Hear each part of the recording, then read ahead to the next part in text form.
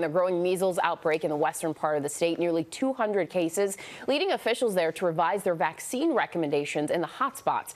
ABC's Phil Lipoff is here now with those details. Good morning, Phil.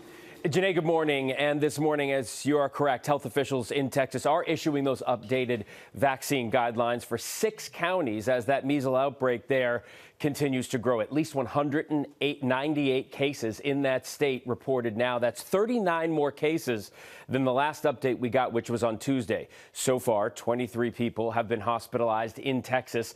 Most of the cases are in unvaccinated people or those whose vaccination status is just not known. In 5 of the cases, the patient received at least 1 dose of the 2-dose vaccine, and 1 unvaccinated school-age child with no underlying medical conditions living in that outbreak area has died, the first death for measles in a decade. The majority of people infected are under 18. This reminds us of why those vaccines are so important. So, Phil, what do those updated vaccine recommendations include?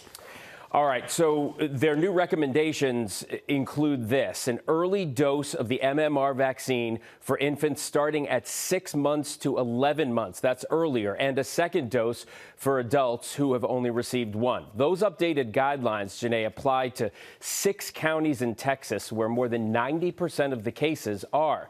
Nationwide, there are at least 222 reported cases in 12 states, and that does include the Texas outbreak. And we should point out that there are some intermittent flare-ups of travel-related cases across the country every year. The CDC says it has sent a rapid response team to Texas. The agency also says it sent 2,000 doses of the vaccine to Texas as well, that MMR vaccine, but so far, no change in guidance from the federal government. Janae? All right. Interesting, the update for adults. Thank you for that, Phil. Just a reminder of how contagious the virus can be, too.